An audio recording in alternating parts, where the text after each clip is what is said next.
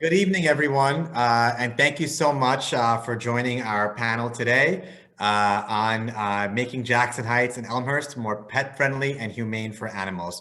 My name is Shekhar Krishnan, and I'm a Democrat running for City Council in our communities of Elmhurst and Jackson Heights, Queens. And I'm so glad to see all of you who have joined today, too. And thank you so much for an issue that's no doubt so important for us here, both in our neighborhoods and also in our city, too. As I always say, as someone who's a lifelong vegetarian myself, I strongly believe that it is a reflection of our humanity as a city in the way that we treat animals in New York, from our pets to our urban wildlife. There is so much more that we should be doing to care for animals in our city and to make our city and our neighborhoods a more welcoming and humane place for all those who inhabit this planet and this city with us too. And that's why we thought it was so important to have tonight's community discussion, in particular because the pandemic has only exacerbated these issues or brought them more to the forefront in terms of the urgency to really care for our pets and our animals in the city and the different ways that we can do so, whether it's in our own neighborhoods, whether we're talking about wildlife or marine life. These are all things that we need to make sure that we are centering in thinking about rebuilding our New York City after this pandemic. So that's why tonight I'm so glad to have a panel of those who are on the front lines of this issue, fighting every day when it comes to animal rights and animal welfare. And also I want to say too, that we just released today as well, our 5-point plan on animal rights in our city as well, and the different issues that we must be fighting for all together as New Yorkers when it comes to our city government and animals in our city too. So please make sure to check it out as well. But I'm so proud to be joined today by Ali Feldman-Taylor, the president for Voters for Animal Rights in our city, with Arena Nissen, who is the executive director of the Urban Wildlife Alliance, with Katie Hansen, the director of marketing and communications at the Animal Care Center of New York City, and also who'll be joining us a little bit late, Melinda Roscoe, who is the chair of the New York State Young Democrats Caucus of Color and a longtime food justice and also animal rights activist in our city too. I'd ask everyone, if you could, just to mute your, if you're not one of the panelists, to mute your audio too, just so there's no feedback noise or interruption during the program itself. But without further ado, let's get started. I guess I'll turn it over to you all as a panel first, but maybe Ali will ask you the first question too, because I think it's, we want to get a sense of what is the state of animal rights in our city today. Can you give us a brief overview of where things stand right now? Sure. And first, I just want to thank you, Shaker, so much for hosting this event. So a little bit about what Voters for Animal Rights does is we work to elect candidates who support animal rights. We work to lobby for stronger laws to stop animal cruelty, and we work to hold our elected officials accountable to humane voters. Right now, we believe that New York City and New York State is in prime time to make groundbreaking change for animal rights. If you'd asked me this question 5 or 10 years ago, I wouldn't have said that. When we first started working with the city council back in 2011, 2013, we were lucky if we could get legislation passed that would mandate that pet stores had fire sprinklers in them so that the animals didn't burn to death. That was considered controversial back then. Today, things have changed a lot, and we've really seen not just the people of New York, but our elected officials really grow in their empathy and compassion and understanding that oppression is oppression. And that the way we treat animals, non-human animals, is a reflection on our city as a whole. In 2019, we saw an unprecedented level of animal rights legislation passed in the city council. The most impactful being the ban on the sale of foie gras, which is a very expensive food made from fattened duck liver. I'm not going to describe it in graphic detail on the Zoom. I will spare you that, but you can Google it and find out why exactly it is that we banned that product in New York City. But that was really the first time that the city council had taken bold action to protect people's health and to protect animals from some of the most egregious types of animal cruelty. They also passed legislation that further provided protections to New York City's carriage horses, which sounds good, but unfortunately, what we find is that those additional regulations are just simply ignored by the drivers. you could have any kind of as many regulations as you want in the industry, and they will just act as if they don't exist. You could propose free carrots for the carriage horses, and they would resist it just because it's animal rights activists who have proposed it. So there's definitely some more room for improvement there. Katie is going to talk a bit about our city's animal shelters and how, what wonderful services they provide for New York City, but there's still so much more that could be done, especially with New York City being one of the largest cities in the world. And I think Irina is also going to talk about the state of wildlife in New York City and what we can do to support the work of independent wildlife rehabilitators. Some of our goals for the future city council are a couple things. One would be to continue working towards getting carriage horses off the streets, to pass a ban on the sale of fur products, and to stop the use of hatching projects in our city schools. Additionally, we're also looking at issues around food justice and promoting different ways that New Yorkers can have greater access to fresh, healthy plant-based food. Thanks so much, Ali. Katie and Irina, maybe you can introduce yourselves too and talk a bit about what you see as the most important issues through your lens of work when it comes to animal rights in our city right now. Okay, sure. My name is Katie Hansen, and I am the Director of Marketing at Animal Care Centers of New York City. And it's funny, Ali, that you said 5 to 10 years ago you would have never believed the state of animal welfare. I think 5 to 10 years ago I would have never been invited to this call. Because ACC was such a different organization. I'm really proud of how far we've come. We are the city's only open admission shelter, which means we take in every animal, whether it's a dog, cat, rabbit, goat, lizard, any animal, regardless of their health, regardless of their behavior. And on average, we usually take in like 25 to 30,000 animals a year. Last year, we took in 14,000. So obviously the COVID affected people bringing in animals, which is good and bad. It's good because we were able to place so many of the animals. We've maintained a live release rate of over 90% for over 4 years now. So, and so far this year, we've had a 96% placement rate for dogs, meaning that we've been able to find homes or gone to our rescue partners, many of whom are in Queens. So it's really, I think the community is really coming together. We still have one of the lowest budgets in the nation per capita. On average, municipal shelters get between $4 and $5 per capita. We get about $1 per capita. So we're struggling, and our budget was cut, as everybody's budget is cut, and we're counting more and more on the community to come together and work together with us.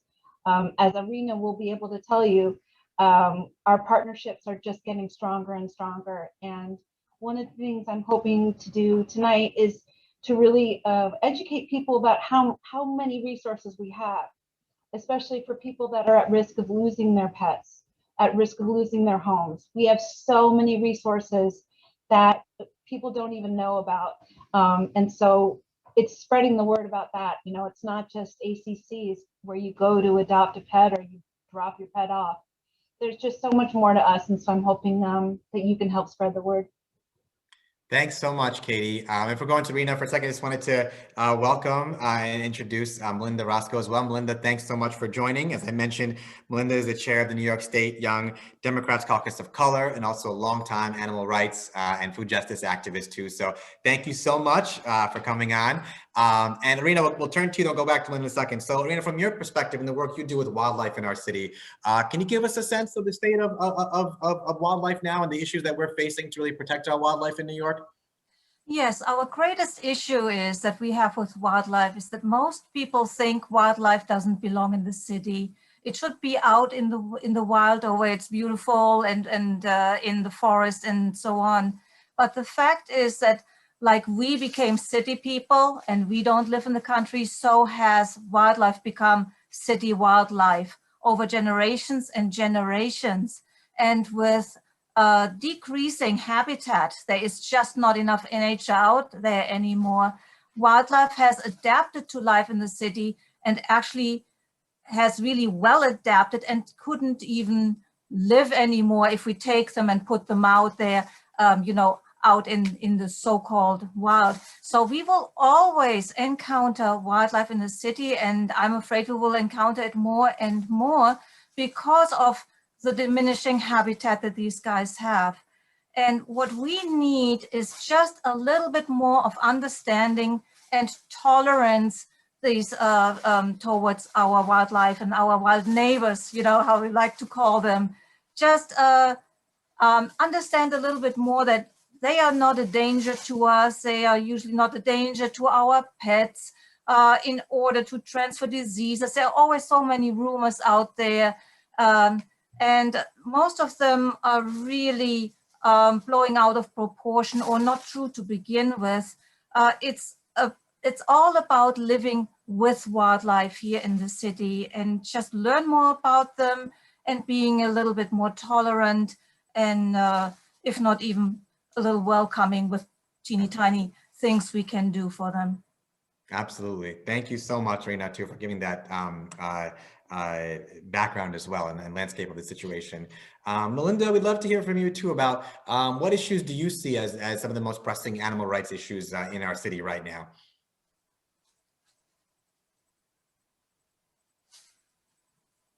Thank you. Sorry about that. Two simultaneous meetings at once, making it work. Hi, everyone. So for me, busy in these streets, so virtual streets. So for me, some of the biggest issues that I find are surrounding animal rights, specifically are around people of color, not really being educated or knowing the impact that they can have on the issues impacting animals. So I think that in the social hierarchy that we have, a lot of people of color are saying to people like me, why are you so concerned with animal rights advocacy when we're dealing with issues such as George Floyd, Sandra Bland, and countless others who, you know, have been murdered, or, you know, the impact that COVID has on our community, or joblessness, job loss, high unemployment rates, and various Black maternal health, can't forget about that, and its impact on Black women. So for me, those are some of the issues that I contend with in this space. And I'm constantly asked, Melinda, why do you care? Why do you care? And my response to that is always the same. I'm sort of thinking to myself, well, we can fight for racial equity, social equity, economic equity, but if we don't have a planet to live on that's habitable, and that includes our animals, then what good is being able to consider these social issues and these social goods? So for me, that's something that I think about in my advocacy, but my goal is always to bring more people of color to the fold, to actually care about these issues. And to also, I find that the first start of people caring about the issues is I incorporate food. So I've been vegan for 5 years now, 5 years in May. So clap. So I'm kidding. So I use that. So I create recipes, traditional soul food recipes that a lot of Black and brown soul food that Black and brown people eat, and I make it better, but just vegan. So that strikes up a conversation when people see that, okay, I can start with food and then organically become more involved in animal rights and animal advocacy. That's how it worked for me. It wasn't until I turned vegan that I said, wow, there's a whole new world out here that I should be caring about and that I should be incorporating in my activism, and I wasn't, but now I do. Thank you so much, Linda. So first of all, we're gonna have to talk afterwards, because as a vegetarian, vegan soul food sounds really, really good to me. It's making me hungry right now. So we'll have to trade notes after. But I'm so glad that you mentioned also the way in which animal rights, and these issues intersect with issues of racial justice too. And how, as I said when we opened this panel too, really how we treat our animals. There's so many crises in the city that need our desperate attention right now, but how we treat animals, fellow living beings with us too, is a reflection of our own humanity too. And that's also a critical piece of this conversation as well. So I'm glad you mentioned it. Now I want to turn it over to you all, or whoever, we have couple different questions here that I wanted to ask, but to open things up, here in Jackson Heights and Elmhurst, as we said earlier too, we're a community that has some of the least amount of open space, open green space in New York City. We're also a community with so many pet owners too. And during this pandemic in particular, the number of dog owners has gone up in our neighborhood too. And having space for our pets, and particularly dogs, to be able to play, to roam around is so important too. So for us here in Jackson Heights and Elmhurst, as some of you all doing this work citywide, how can we make our neighborhoods more pet friendly? In particular, what are important considerations that communities like ours should remember or keep in mind in making our neighborhoods more welcoming for pets, particularly for dogs? What are some things that you all think are ways that we can make our neighborhoods more pet friendly and dog friendly? And what are things we should keep in mind as we go about this process as neighborhood residents too? Sure, I can start with that one. So I believe that housing rights are also animal rights. They're very much related. And two examples of that is we need to pass legislation that will protect the rights of tenants with pets. Too often, landlords will use and abuse pet clauses in leases to evict tenants from their homes, jack up the rent, and leave people without a place to live. This is directly related to the work that Katie does at AC&C, where many times if people are housing insecure or they lose their job and they have a dog, if they find a place that's affordable but they don't allow pets, they have to make that heartbreaking decision sometimes to give up their animal to a shelter. And so we absolutely need to pass legislation in the city council that would protect the rights of all tenants to have the right to have a pet. The second way is that we need to have more spaces for people who are experiencing homelessness to be able to bring their pets with them. Right now, there's only one facility in the entire city in all 5 boroughs with nearly 9 million residents, where if you are a person who is experiencing homelessness, there's only one place where you can go with your pet. That needs to change. And there is legislation in the city council that is taking a look at that, and that would require shelters to accept pets. Additionally, we need more resources for people who are trying to get out of abusive situations. A big reason that people sometimes stay in abusive relationships is because they're afraid that if they leave their animals behind, that the abuser will harm the animal, and also they don't have any temporary shelter to go to that will accept pets. So those are 3 examples of how the city really needs to take firm action in 2022 to make change and to protect pets in Jackson Heights and in Elmhurst. Thanks so much, Allie. Katie or Irina or Melinda, anything else? Go ahead, Katie. That's a really good point, especially we see that a lot when people surrender their pets to ACC. The first step in doing so is they fill out a questionnaire that talks about their pet and what are the reasons why they're needing to surrender. That gives us an opportunity to try and help them, but it's really heartbreaking when it's, someone is involved with domestic violence and there's nowhere for them to go, and they want to keep their animal safe and they want to keep themselves safe. One of the things that's happening in animal welfare is the emergence of peer-to-peer sheltering. So if we know someone needs temporary shelter, if we could get the community involved in offering up their home as a foster while someone is waiting to get into a temporary housing, that's kind of the emergence of what seems to be going on in animal welfare right now. But yes, if there were more laws that could protect people that need help, especially with the eviction moratorium coming up, there's the Office of Animal Welfare of New York City has created a tenant portal that will help people that have animals that are facing eviction. But again, how do we get that message out? It's really, how do we get the message to the communities that don't even know we exist? So we could use some help with that. I'm so glad you mentioned that point. Antonio, I know you have a question too. We have a few questions to get through first. Just put your question in the chat and I'll make sure to ask it too. Just want to ask a few introductory questions first to get the conversation going. But yes, and everyone else too. We have a few more questions to get through and then we're going to turn it over to audience questions as well. So make sure you submit your question in the chat and we can make sure to ask it too. But, you know, Katie and Ali both, I'm glad that you mentioned this point about tying the way in which we think about making neighborhoods more pet friendly to basic fair housing and social justice rights too, right? There's so many individuals, for example, with disabilities for who need pets in their apartments, in their homes too. And you're right, there's so many ways in which, as a housing lawyer, I'll say it myself too, there's so many ways in which landlords also retaliate against individuals who have pets as well, which also violates fair housing laws and, you know, disability laws as well. So I do appreciate the link you're making between animal rights as well as basic issues of social justice, from homelessness to fair housing to domestic violence too.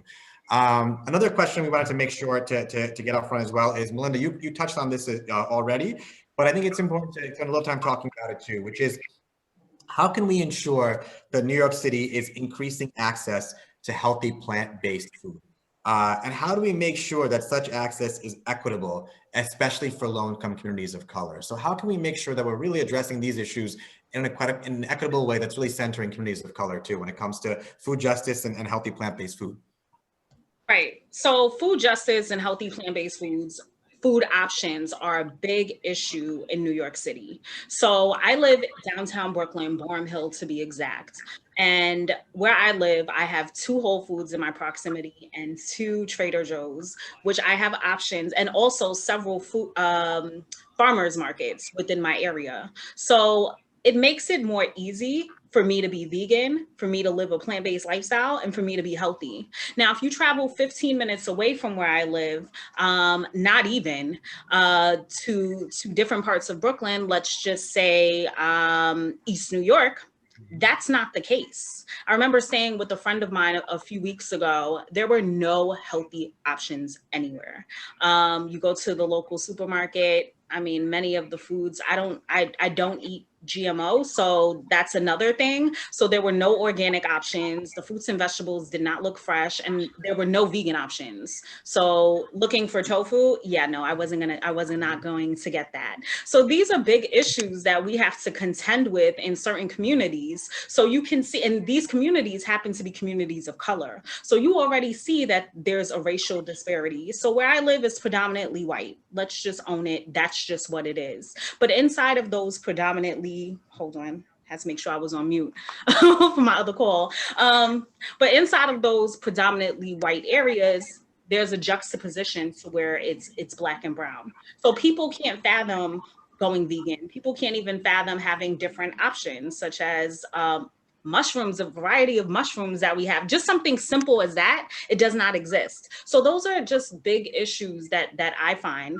So the question is, well, what are the problems and what can we do about it? How can we address it? Well, there are several ways that we can address it. One, I want to see more city council members. Yes, you too, Shakar. Hey, that's city right. council members coming in and making food justice and food inequity a part of their platform and a priority, so that then we have funding, legislation, and advocacy inside of making sure that if these real estate developers want to come in, well, what are you giving back to the community? In addition to low income and affordable housing, which is also important, pet friendly housing, we want to make sure that we have food options, right? So that then we can reduce and essentially eliminate the food disparities that we have within these communities. So why can there not be a Whole Foods or a Trader Joe's in East New York? Let's not assume that people in East New York do not want to eat healthy. There's an assumption. And that's a false narrative, right? There are parts of Queens where you represent, where I'm sure it's the same exact thing. There's the assumption that people don't want to eat healthy, but we need to make it a part of these real estate development contracts. And a part of the ULURP process essentially as well, for those of you who don't know what ULURP stands for, I don't want to speak in acronyms, is Uniformed Land Use Review Procedure.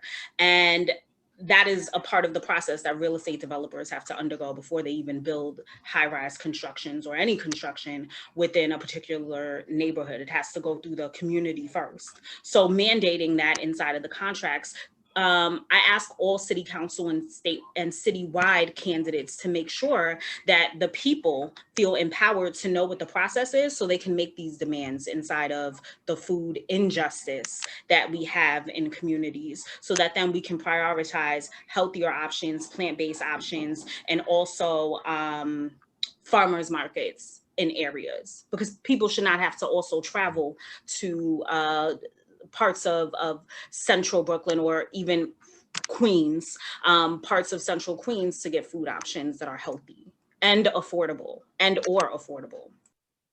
And I think what's powerful about your point too, Melinda, is, you know, myself working in East New York and Brownsville and neighborhoods like that too, is the way in which, you know, all of these fresh food, healthy food options, whether it's through big corporate giants like Whole Foods, otherwise, come in as harbingers of gentrification. In other words, they only come in when developers in the city are looking to really build luxury housing and displace those who live there. They bring in those institutions. But when it's actually about what do the residents who live there, the long-term residents or Black and brown folks who live there, what do they want? Let's make sure to meet their needs when it comes to healthy and fresh food. You never hear a conversation about that. It's always only when you're talking about new, wealthier residents coming in, that wealthy residents get those resources. And, you know, I think it's a very important point of equity and racial justice that I'm glad you mentioned too. Right. And there's the assumption that Black and brown people will not shop at these places. That's not true. Like I said, they're willing to travel if they have to get healthier food options. So let's debunk the narratives in terms of saying, oh, Black and brown people just wouldn't do that, because that is so not true. People shop where they can. And if the immediate option is, you know, lackluster, GMO filled, unhealthy options, that's what they're going to gravitate to. And that's just so unfortunate, because I'm confident that we can do more to get to empower more people to become vegan, to become healthier, if we place it in these communities. And the direct impact on that has not just health-wise impact, but mental health as well, economic impact in a positive way. When people are eating healthier, they feel better, they do better, they're more empowered to do more. And isn't that what we want in our communities? I mean, that's what's lacking. And they're all, absolutely, and they're all so connected too. That's an absolutely powerful point that I think you made too. One more question before we open it up to audience questions as well. I know there are a bunch coming in too, but I want to make sure we hit every topic too. Is Arena, maybe you can talk to us a bit about our urban wildlife. What can our city do to better protect our urban wildlife? If we see injured wildlife in our neighborhoods, on the streets, what are the best humane measures we can take to help animals in those situations? Actually, the sad part is that wildlife has even less rights, not just in the city, but in the state, than pets have. You know, all the protections, the small protections that pets have, wildlife does not. So we have to completely rely on compassion and empathy of people who see wildlife, and especially wildlife in distress. And I'm very well aware that it can be very frustrating to find help when it comes for wildlife. At the moment, the only solution for people is basically to call 311, and maybe then they will be transferred to ACC, and hopefully somebody will respond there from their wildlife unit and come out. So we have to really rely on people to make a judgment. Does the animal need help or does it not need help? And then to find an alternative, and a very, very good alternative. So if you see a wild animal that's injured, or usually it's mostly babies actually that we see, contact animalhelpnow.org. You can get it as an app or it's on the internet, animalhelpnow.org, and it will get you in touch with the closest wildlife rehabilitator to where you live. So this is a very, very helpful app and a very helpful website. Mostly what we run into now during wildlife baby season are young babies on the ground. And I have to say, if you go online and you look up, it's always written that you should just leave them there. Don't do anything, just leave them there. Mom will come and pick them up. From experience in the city where we live here, something horrible has happened before. So I would actually suggest or ask people if they see a wildlife baby, usually a squirrel baby or an opossum baby, get help immediately. Try to call somebody. If you cannot reach anybody, make sure the little one is safe. This does not, actually, I have to say, when it comes to baby birds are supposed to be out on their own at a certain age. And even though they cannot fly, they hop around and their parents feed them on the ground. So we don't need any interaction with them. And we would kidnap them if we pick them up and take them home, because they have a mother and father who are going to take care of them. And we want them to continue to take care of them. But when it comes, if you see a baby opossum or a baby squirrel on the ground, it usually needs help, and we have to jump into action in a case like this. Thank you so much, Ina, for mentioning that point too, because I think that that's not known enough of how we can, in humane ways, really make sure to attend to wildlife. And I'm glad you also mentioned animalhelpnow.org. It's a great resource. Thanks, LH, for putting it in the chat. I also another organization, Volunteers for Wildlife. I see there are a few questions, really good questions coming in the chat for just different topics. I want to make sure we can address them all. So I'm going to kind of go through them. Again, a reminder, if you have questions, please drop it in the chat or message to me, and I'll try to get through as many of these as possible. Antonio had a question before too. I want to make sure to address that one, where he says most major communities have dog parks and Jackson Heights has none. And now with the increase in pets and rescue pets, we are running out of space for the pets to get the right exercise. And now with 34th Avenue as an open street presents an opportunity to have a dog park.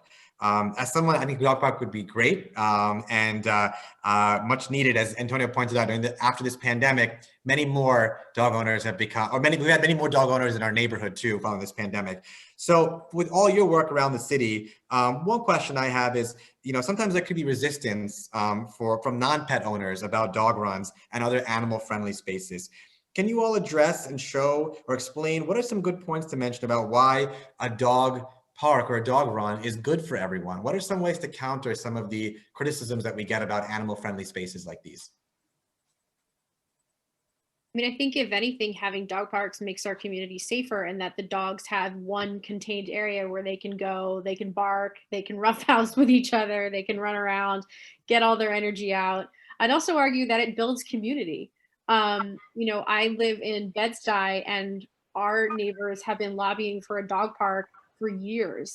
And even without a dog park, they've sort of created their own section of the park that has become like sort of an unofficial dog park. And there's been so much community that's just been built around the same space that people have created to come and bring their dogs, share coffee and food with one another, meet up, get to know their neighbors. I think that those are great reasons to have dog parks in our neighborhoods. And again, it's one of, people who can't maybe not exercise their animals if there is not a park. That could be one of the reasons that they think they have to surrender their pet. Right. I can't spend enough time with them. I can't exercise them enough. So, yeah, it does create a really good community. Some of my greatest friends are friends I've met at the dog park. I mean, the Department of Parks on their website alone has it that 10 reasons why you should have a dog park. It reduces crime, it reduces stress, it reduces, emotions for people to have a dog park. And, you know, most major communities have one. Jackson Heights doesn't have one. We're trying to get one. Absolutely. And Antonio, with so many other dog owners who have done such important work to really raise visibility and attention to this issue and the importance of it too. And what I do like is, you know, the way so many dog owners like Antonio and others, and as you all have talked about tonight too, have framed this as a community issue, that this is the way to bring, not just for dogs, not just for dog owners, it brings our community together and it creates a space for people to come together too. Again, as I point out before, in a neighborhood like ours that has some of the least amount of open space in New York City. And so rather than, you know, be satisfied with that, our goal should be expanding the amount of open space that we have for all purposes, for especially for dog owners, as an act of bringing community together too. So great question, Antonio, and thank you for those helpful responses for us to keep in mind in our advocacy efforts too. Another question that I thought is a good one to ask too, there's a number of good ones, but I'll try to get through all of them, is from Marie saying that I've seen an increase in rat and raccoon populations in the neighborhood. I'm sure a question you all get a lot too. So how do we deal with this kind of urban wildlife in a way that addresses the issue, but also in a humane way as well? Yes, rats, of course, are a problem in the city for a long, long time.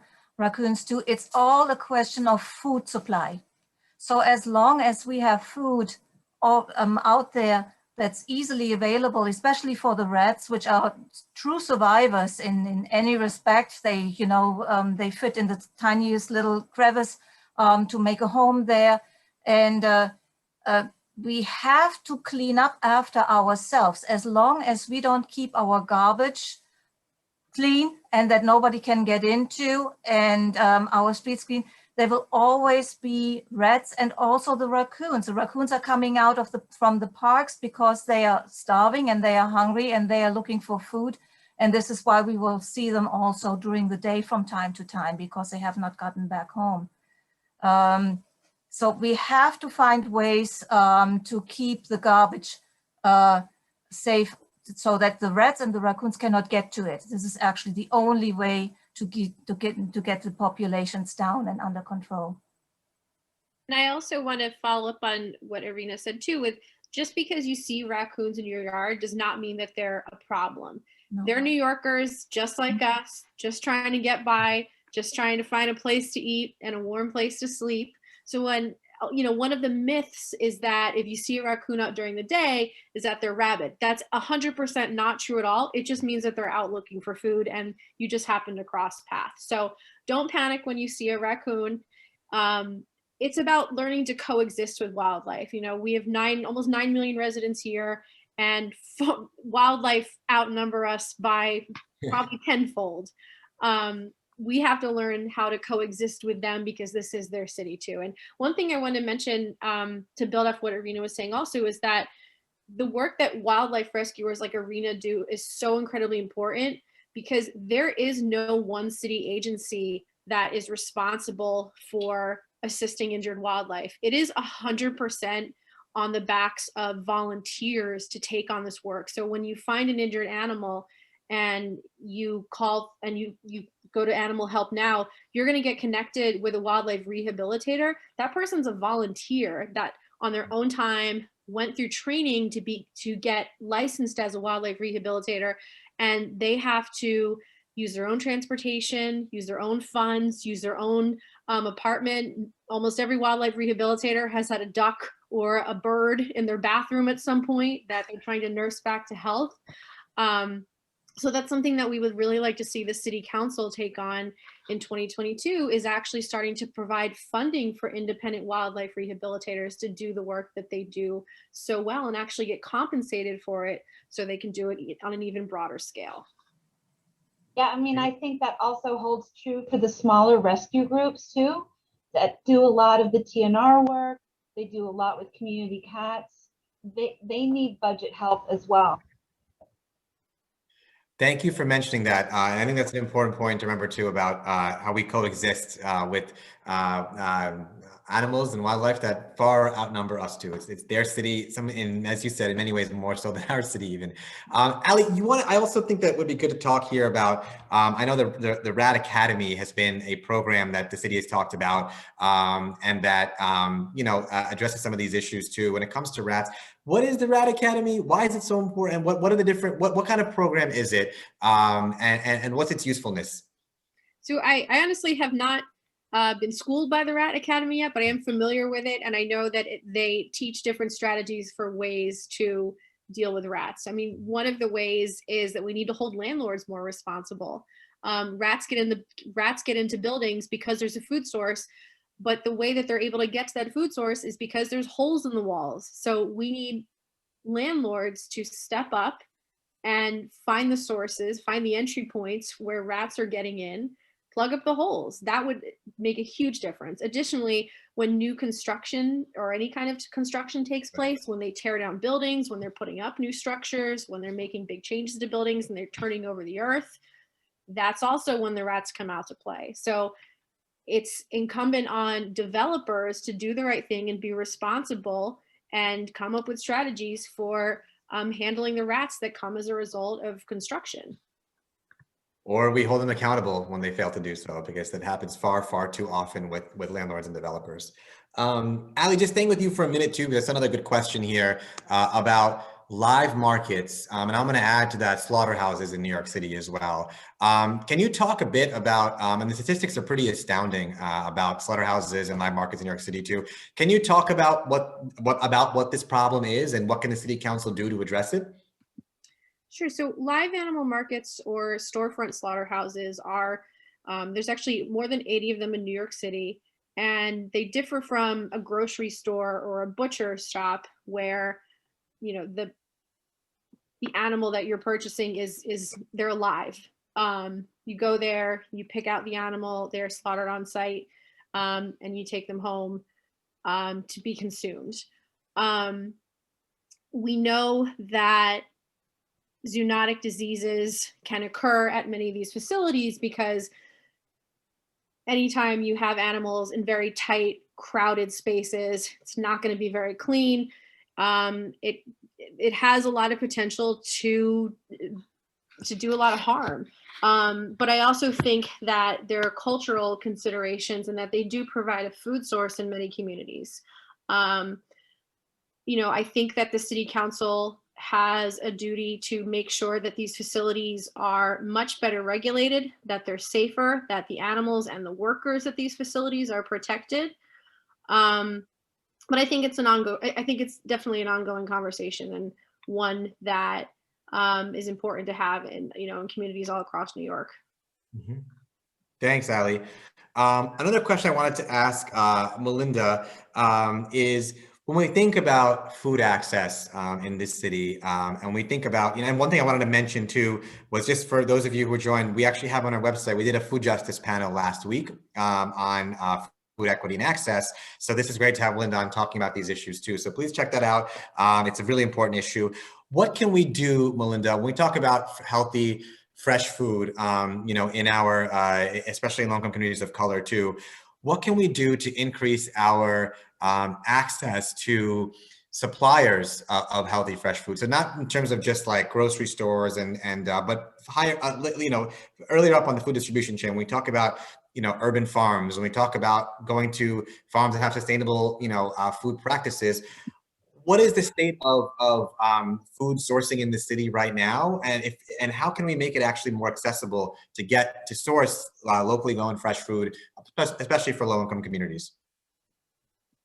Great question. Yes, and plug your platform on this. What's the website again? www.voteshaker.com. So that's SHEKAR. Yes. Yes. Always plug your website. So check that out, folks. But to answer the question, so what can we do? So some of the things that I would like to see is obviously, I can't think of the name of it, but if someone can think of it, that would be helpful. We have this in my community and in my building. It's a food sharing program where we partner with different farmers, and they deliver the food to the community, and you can sort of order what you want. There's a name for it. It's not coming to me. Can someone help me? Cooperative? Is it a cooperative? Well, a CSA. Yes. Right. Yes.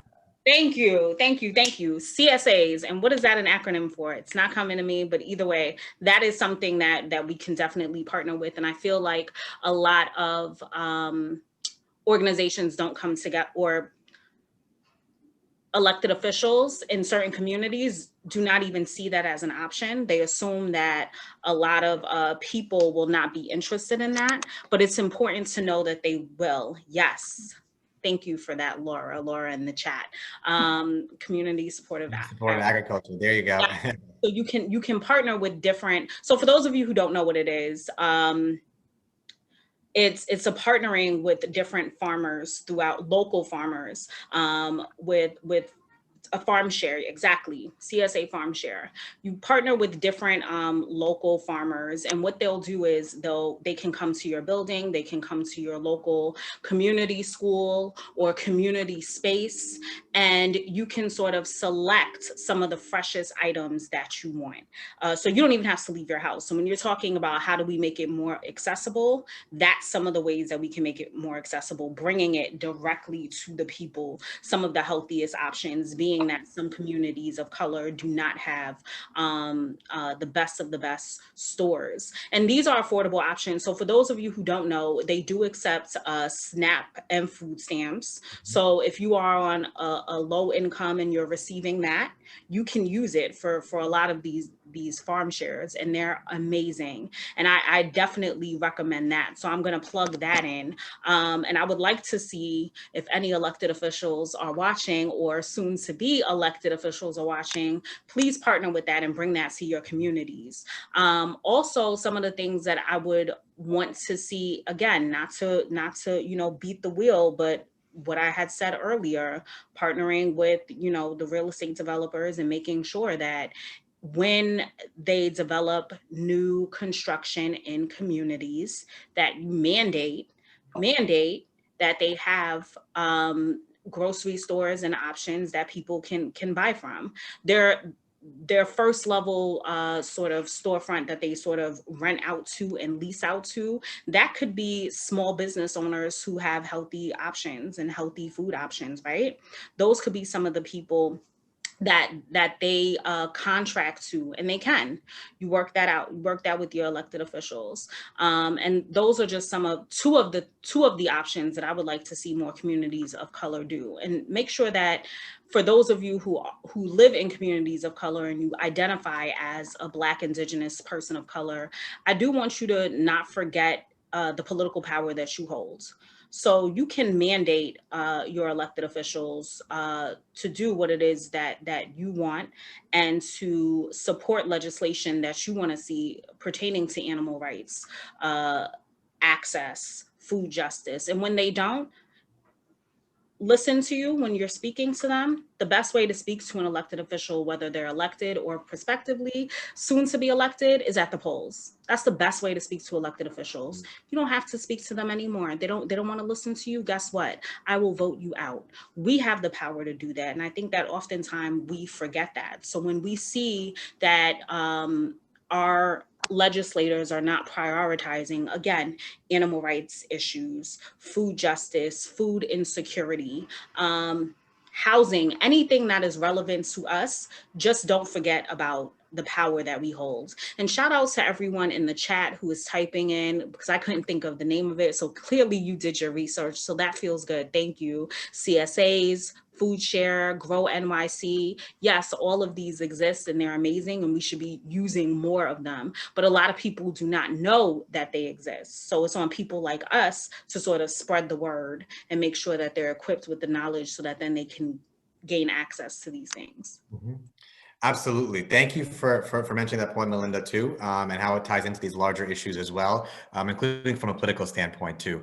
I think I see some, first I want to say there's some great comments here in the chat, a great discussion going on too. So I want to thank everyone for your participation so far and all these great comments. A couple of questions I want to hit too as we come up on the hour to make sure they get asked as well. I see Arun Venugopal's point too about my thoughts on creating dog-friendly spaces. How important is this as an issue, and how realistic given the possibilities of 34th Avenue? I think that just as a general matter, there's been, as I said before too, so many more pet and dog owners in our neighborhood too, that we need to be doing far more to increase the amount of open space for us as people and for pet owners too.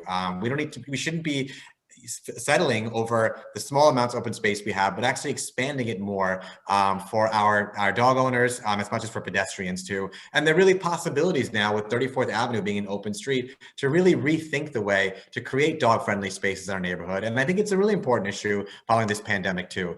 On the other side of that coin, one question I want to ask, and I see some comments here about the way in which this dog owners in our neighborhood, and I'm sure it's throughout New York City as well, are being policed, getting tickets, fined for violations in terms of having your dogs in certain areas, and the way police seem to be going after dog owners. So as a very basic question, should police be in the business of policing dog owners? And this as a citywide issue, what can we do to stop this kind of ticketing and harassment of dog owners? Are there larger citywide efforts that are happening that our communities can get involved with too? I mean, that's awful to hear that that's how the NYPD is spending their time, going around ticketing dog owners. It's funny because, you know, there's many times when we call the police about, say, a cat that got stuck in a tree or a dog that's been abandoned when we need help, and they're not there for us then, but they seem to have no problem showing up and ticketing a dog owner. That's something that absolutely has to change. And I think that I don't think the NYPD has any business participating in animal care or animal rescue. I think that that funding should be shifted to the advocates and the rescuers in the organization who are already doing that work, many of whom are not compensated at all, period, and who are working on their own resources. I didn't even realize that that was a thing, that dog owners were getting tickets. It's happening. Yep, absolutely. Yeah, and I'm sure it's happening throughout our city too. So it's I think to Ali's point, a much larger conversation about the use of police resources, and on the other hand, really investing in organizations like you all that are doing the frontline work every single day. I mean, they don't even enforce the dog registrations. That would at least give us some revenue, but it's odd. Yeah, I think these are tied to much larger conversations that are critical to be having in our city in this moment too. Just to keep the questions going, a lot of great questions here. Ali, I see one question that I think would be great for you to address too. Can we talk a bit about the carriage horse and fur ban in New York City? Why is it so essential and so important? This is an issue that's been going on for so long that ties directly to all these issues we're talking about. When we're talking about humane treatment of animals like our horses, when we're talking about humane treatment of animals in terms of not having animal products that are so damaging to animals in our city too. What is the state of advocacy around prohibiting horse carriages in New York City, as well as the fur ban too? And why is that so important? Sure, it's so important because New York City is the largest city in the United States, one of the largest cities in the world. The rest of the country and the rest of the world looks to New York as an example and as a beacon of progress and action and setting the right tone.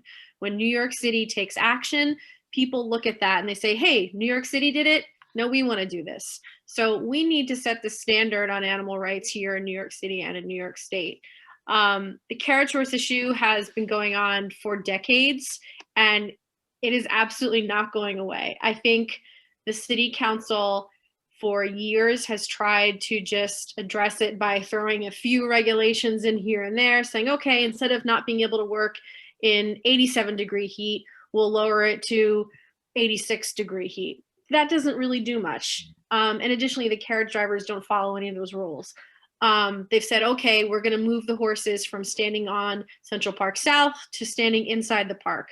Well, that doesn't really help because they still have to travel miles to get from their stables to the park where they're in the middle of traffic. Fur industry. New York City is, considered one of the fashion capitals of the world. We should be setting an example for the rest of the world by not utilizing fabrics that come from such awful cruelty that is much too graphic for me to describe on a Zoom with all of you tonight. We should be setting examples by moving towards more sustainable fabrics. And also, I think that by doing so, we could bring so much new business to New York. If they can make leather from pineapple, they can make fur from all different kinds of other materials that would spur innovation, really revitalize the garment district in New York City, and show that we're a leader on these fronts. Anyone else want to? Ali, come through with the yes. Thank you. Anyone else want to add on to that? Well, I think Ali said it really effectively, and I think on both of these issues, this is an opportunity, whether it's when we talk about fur, when we talk about the treatment of our horses, for us to be a leader on this issue. And really, it's a reflection, as I said before, kind of going back to the beginning of this panel, of our values as a city. And I think that the fact that these reform, I don't want to call them reform, but these half measures around the edges are clearly not doing nearly enough to really ensure that we're treating our horses appropriately too. But I think on both of them, when it comes to the fur ban, when it comes to horse carriages, you're absolutely right. This is a reflection of how we see ourselves as leading the way on these issues. And it's such a basic issue of animal rights in my mind too. So thank you for Ali for saying it so well. Thank you, Arun, I know for the clarification too. It's not NYPD, but it's ticketing, that's park rangers. I still think the principle is still the same of there should not be that kind of enforcement and violations and fines on dog owners, especially when we have such limited space in our neighborhood. But, I think overall, I noticed the time. I want to be conscious always of time. This was such a great discussion, honestly. Thank you, Millie. And really to see everyone's questions and thoughts about how we treat our animals, from our pets to wildlife, how we think about it from food justice to housing justice, how we be a leader as a city on some of these issues. I've really enjoyed talking with you all, Katie, Ali, Irene, and Melinda, and really enjoyed all the comments too about ways that we can think about these issues, both on a local level and around New York City as well. And I just think that we are fortunate to have you all as panelists who are doing this work throughout our city every single day, and really challenging our city and our city government to really rethink some of these issues around the treatment of animals, and really pushing for change that I think is so needed in our city at this point too, and in particular coming out of this pandemic. So I hope this is the first of a series of conversations we can have around these issues. We certainly feel like we as a neighborhood have more resources and organizations to turn to. And like I said, I think it becomes even more important coming out of the pandemic that you all who are doing this work every day are being really turned to for resources and for support too, and that we are all supporting you as neighborhoods and neighbors too. So thank you all so much tonight for tonight's discussion. And as I said before, this is really about our humanity as a city, and that includes how we treat our animals. So thank you all so much. Thank you, Melinda. Thank you, Ali. Thank you, Katie. Thank you, Arena. Thank you all so much for joining tonight too. And I guess I should, as Melinda said too, make a last minute plug to check out our website, www.voteshaker.com. You can see a lot to policies there. I was about to say that. I unmuted myself to say that. Like, don't forget to plug your website all of the time. That's right. I know Millie too always joins our discussions. We'll say that as well. So www.voteshaker.com. Check out our platforms there, from everything from food justice to every other issue, animal justice, and everything. And hope to see you all again soon. And thank you all so much for an awesome discussion tonight too. Take care, everyone. Bye. Bye.